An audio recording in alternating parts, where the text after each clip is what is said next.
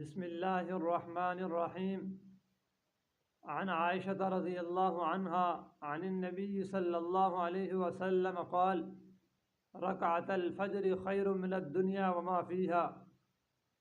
فجر کی جو دو سنتیں ہیں ان کی فضیلت حدیث مبارکہ میں بہت وارد ہوئی ہے، اور حدیث مبارک میں نبی علیہ الصلوۃ والسلام کا فرمان ہے: رکعت الفجر خیر من الدنیا وما فیہا. فجر کی جو دو رکعتیں ہیں، دو سنتیں ہیں، وہ دنیا اور دنیا ما فیہا سے بہتر ہیں. اور دوسری حدیث مبارک میں آپ علیہ الصلوۃ والسلام نے ارشاد فرمایا کہ لا تترکوا رکعتي الفجر، فجر کی دو سنتوں کو نہ چھوڑو. وَإِن طَارَتْكُمُ الْخَيْلُ، اگر گھوڑے تمہیں اپنے پاؤں کے نیچے روند ڈالیں پھر بھی ان کو نہ چھوڑو.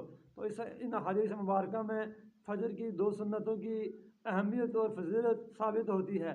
اور اگر آدمی مسجد میں داخل ہو رہا ہو اور اگر جماعت کھڑی ہو گئی ہو تو امام صاحب نے اگر نماز پڑھانا شروع کر دی ہو، پھر بھی اس آدمی کو حکم یہ ہے کہ یہ آدمی جب مسجد میں داخل ہونے سے پہلے باہر برآمدے میں یا کسی ستون کے پیچھے کھڑے ہو کر کے اپنی فجر کی دو سنتیں پڑھ لے، پھر اس کے بعد آدمی آ کر کے جماعت میں شامل ہو جائے.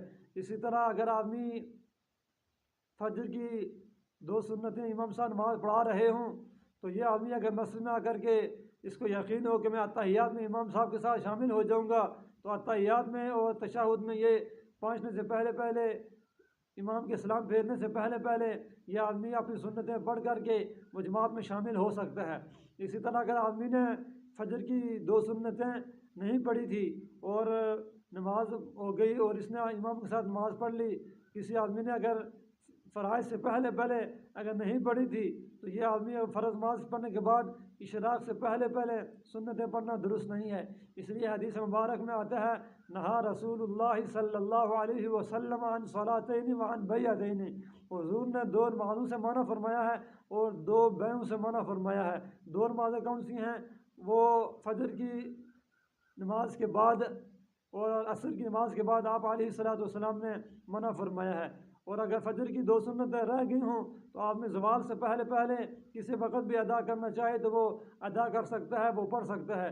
اس لیے حدیث مبارکہ میں فجر کی نماز جو سنتیں ہیں ان کی بہت فضیلت وارد ہوئی ہے، وہ آدمی کو پڑھنی چاہیے اور ان کا اہتمام کرنا چاہیے.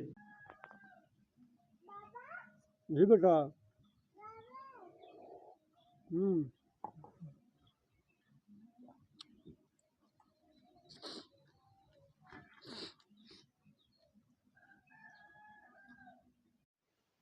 بسم اللہ الرحمن